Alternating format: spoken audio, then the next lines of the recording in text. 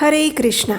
परम आध्यात्मिक मोक्ष प्रदान करने वाली मोक्षदा एकादशी की आप सबको शुभकामनाएं। हमें आशा है कि आप सब ने आज पूर्ण श्रद्धा और भक्ति भाव से इस मंगलकारी मोक्षदा एकादशी का पालन किया होगा और आपने संपूर्ण दिन में अपनी चेतना और मन को भी परम भगवान श्री कृष्ण में स्थिर रखने का प्रयास किया होगा। आज गीता जयंती का शुभ दिन भी है, इसलिए आज के दिन विशेष रूप से भगवत गीता का पठन और अध्ययन करने का विशेष अवसर है। और कल भी एक विशेष दिन आ रहा है और वो है द्वादशी तिथि। जितना महत्वपूर्ण होता है एकादशी व्रत का पालन करना, उतना ही आवश्यक है इस व्रत का निर्धारित समय के अंदर पारण करना। और फिर ये गीता जयंती विशेष मोक्षदा एकादशी है। तो चलिए आज हम देखते हैं कि इस एकादशी का पारण करने के लिए आपको विशेष क्या करना होगा। मार्गशीर्ष मास के शुक्ल पक्ष में आने वाली आज की मोक्षदा एकादशी का पालन हम 11 दिसंबर 2024 बुधवार के दिन कर रहे हैं और इसका पारण हम करेंगे कल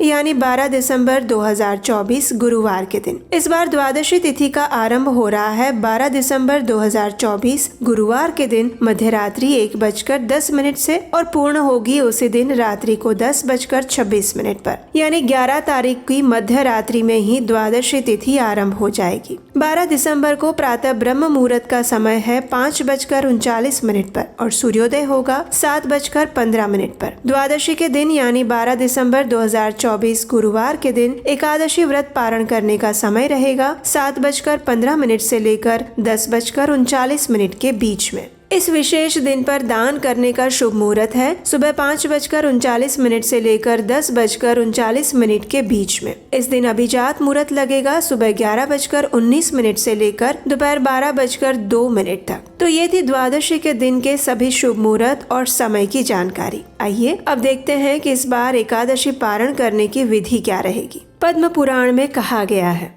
महाहानि करिह्येषा द्वादशी लंघिता नृणां करोति धर्म हरणं स्नातेव सरस्वती।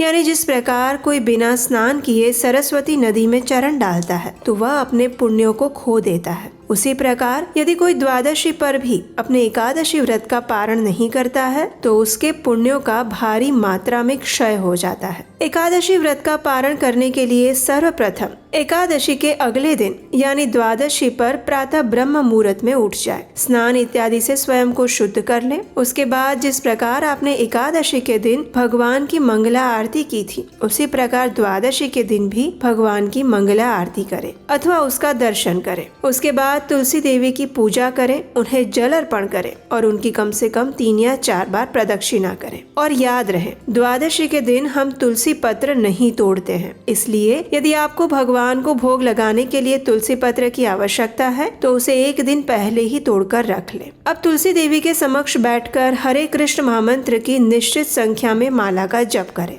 पारण करने से पहले भी हरे कृष्ण महामंत्र की माला का जप करना अत्यंत आवश्यक है। जब आप अपने दैनिक प्रातःकालीन सेवा पूजा समाप्त कर ले तो उसके बाद भगवान को अर्पित करने के लिए अपनी क्षमता अनुसार स्वादिष्ट और सात्विक भोग बनाएं। जब आप भगवान के लिए भोग बनाते हैं तो उस समय भगवान की कथा या उनकी लीलाओं का श्रवण अथवा स्मरण करना चाहिए। ये भोग आप किसी भी अन्य पदार्थ से बना सकते हैं, लेकिन ध्यान रहे उसमें लहसुन प्याज का प्रयोग ना किया गया हो। अगर आप बाहर से लिए हुए कोई मसाले प्रयोग में ले रहे हैं तो उसमें भी देखें तो उसमें लहसुन और प्याज का पाउडर मिला हुआ ना हो। जब भोग तैयार हो जाए तो फिर उसमें तुलसी पत्र रख कर भगवान को अर्पित कीजिए। अब आप अपने घर में किसी वैष्णव या ब्राह्मण को आमंत्रित करें, उन्हें भगवान को अर्पित भोग प्रसाद रूप में दें। अगर आप अपने घर पर भोजन प्रसाद के लिए उन्हें नहीं बुला सकते तो आप नजदीक के किसी मंदिर में जाकर भी ये कार्य कर सकते हैं। और अंत में अपनी क्षमता अनुसार सुयोग्य ब्राह्मण या वैष्णव को या फिर नजदीक के किसी भी मंदिर में कुछ न कुछ दान अवश्य देना चाहिए। अगर बाहर जाकर कहीं दान देने की सुविधा नहीं है या फिर आपको अपने आसपास कोई प्रमाणभूत स्रोत नहीं मिलता है तो दान देने के लिए आप किसी भी ऐसी संस्था जो भगवत धर्म का प्रचार कर रही है या फिर किसी भी इस्कॉन मंदिर में भी ऑनलाइन दान दे सकते हैं। अब समय है स्वयं पारण करने का।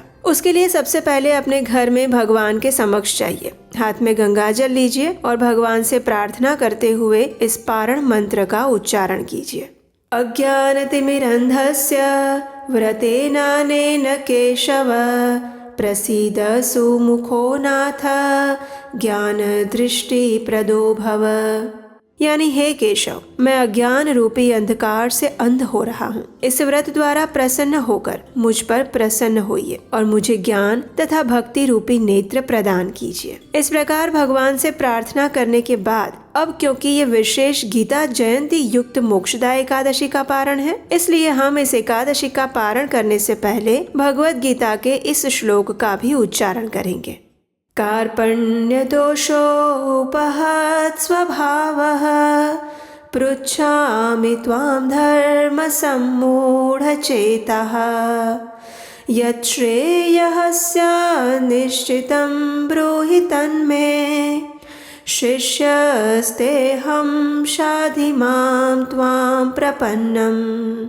अर्थात हे पूर्ण पुरुषोत्तम भगवान, अब मैं अपनी कृपण दुर्बलता के कारण अपना कर्तव्य भूल रहा हूँ, सारा धैर्य खो चुका हूँ और ऐसी अवस्था में मैं आपसे पूछ रहा हूँ कि जो मेरे लिए श्रेयस्कर हो उसे आप निश्चित रूप से बताएं। अब मैं आपका शिष्य हूँ और आपका शरणागत हूँ, कृपया मुझे उपदेश दें। इस प्रकार हम भगवान से ये प्रार्थना इसलिए करते हैं ताकि वे हमें इस भौतिक संसार के द्वंद्वों से ऊपर उठकर उनकी शुद्ध भक्तिमय सेवा करने का अवसर और क्षमता प्रदान करें। जब तक भगवान को पूर्ण शरणागति के साथ उन्हें समर्पित नहीं हुआ जाता, तब तक हमारी भक्ति का बीज अंकुरित भी नहीं होता। इसलिए शरणागति सबसे अधिक आवश्यक है। इस प्रकार हाथ में लिए हुए उस जल को अब तुलसी देवी के गमले में अर्पित कर दीजिए। इस प्रकार अपने एकादशी व्रत का फल भगवान को अर्पित करते हुए उनसे उनकी शुद्ध भक्तिमय सेवा की याचना करें। भगवान से हमें कभी भी भौतिक चीज वस्तुएं नहीं मांगनी चाहिए, क्योंकि ये चीजें अशाश्वत तो है ही और अंत में वे सभी दुखों का कारण भी बनती हैं। लेकिन वास्तव में जब आप परम भगवान की भक्ति और सेवा मांगते हैं तो भौतिक सुविधाएं अपने आप ही आपके पास आ जाती हैं। इसलिए अगर आपके जीवन में कोई समस्या है या कोई इच्छा है तो आप भगवान से प्रार्थना कर सकते हैं, उन्हें बता सकते हैं और फिर उनसे ये याचना कर सकते हैं कि इस स्थिति में भगवान वही करे जो आपके लिए हितकर हो। अब आपने जो भगवान को अन्न भोग अर्पित किया था उसके साथ आप अपना पारण कर सकते हैं। एकादशी व्रत खोलने के लिए वैसे तो सबसे अच्छे होते हैं जगन्नाथ जी का सूखा चावल महाप्रसाद। अगर आपके पास जगन्नाथपुरी के वो सूखे चावल हैं तो आप उसी से अपना पारण करिए। अगर नहीं है तो फिर आपने जो भगवान को भोग लगाया था अन्न का, उस प्रसाद के साथ भी आप पारण कर सकते हैं। स्वास्थ्य की दृष्टि से अगर देखा जाए तो पारण के समय अधिक और भारी अन्न युक्त भोजन नहीं लेना चाहिए,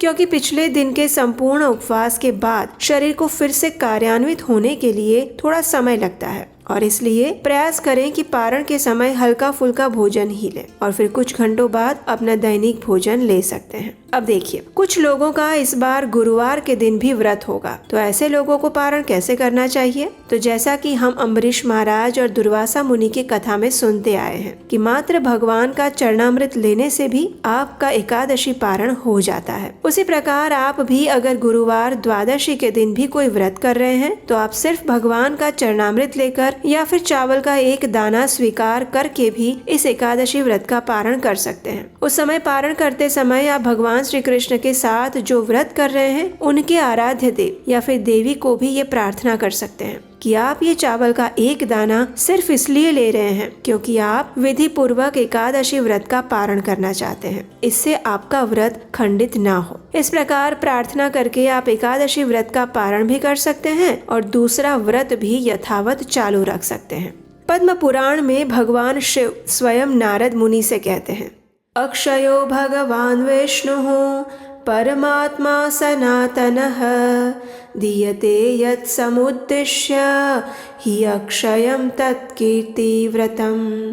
यानी सनातन परमात्मा भगवान विष्णु की प्रसन्नता के लिए जो कुछ भी दान दिया जाता है वो अक्षय बन जाता है। और देखिए, ये गीता जयंती विशेष एकादशी है, इसलिए इस एकादशी का जब आप दान देते हैं तो सबसे आदर्श ये होता है कि आप भगवत गीता किसी को दान में दें। अगर ये संभव नहीं है तो कम से कम भगवत गीता का प्रचार करने के लिए दान अवश्य देना चाहिए। इससे आपकी लक्ष्मी का शुद्धिकरण होगा और जब लक्ष्मी देवी को भगवान की सेवा में लगाया जाता है या फिर उनके दिव्य संदेश का प्रचार करने के लिए लगाया जाता है तो वो स्थिरता पूर्वक आपके घर में निवास करती हैं और आपके घर में वह धन धान्य और समृद्धि का आशीर्वाद भी प्रदान करती हैं। अगर किसी को लगता है कि दान करने से हमारी लक्ष्मी कम हो जाती है तो ये उसकी सबसे बड़ी भूल है। वास्तविकता तो ये है कि जब हम दान देते हैं तो भगवान हमें और अधिक लक्ष्मी देवी प्रदान करते हैं। और जैसा कि आप सब जानते हैं, हम अपने चैनल के माध्यम से इसी भगवत गीता और श्रीमद् भागवतम के ज्ञान का प्रमाणभूत प्रचार करने का प्रयास कर रहे हैं। इस समय हम भगवत गीता विशेष महात्म्य कथा श्रृंखला भी आपके लिए प्रतिदिन लेकर आ रहे हैं और हमें आशा है कि वो भी आप सुन रहे होंगे, जो कि इसी दिव्य ज्ञान की महत्ता का प्रचार कर रही है। अगर आपको हमारे द्वारा किया जा रहा ये प्रयास अच्छा लगता है तो आप हमें इसी भगवत गीता के ज्ञान का अधिक से अधिक प्रचार प्रसार करने के लिए अपनी क्षमता अनुसार आर्थिक योगदान भेज सकते हैं। स्क्रीन पर दिए गए नंबर पर आप हमें ये सहयोग भेज सकते हैं। आपके सहयोग से हम अपने सनातन धर्म के प्रमाणभूत प्रचार का कार्य करने का प्रयास कर रहे हैं, और वो भी बिना किसी मिलावट,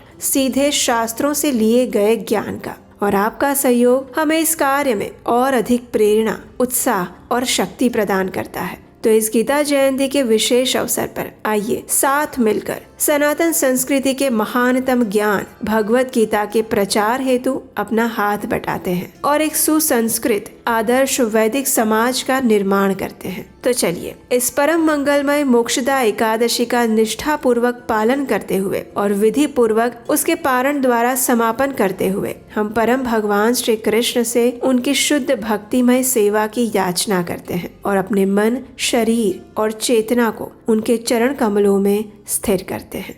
हरे कृष्णा।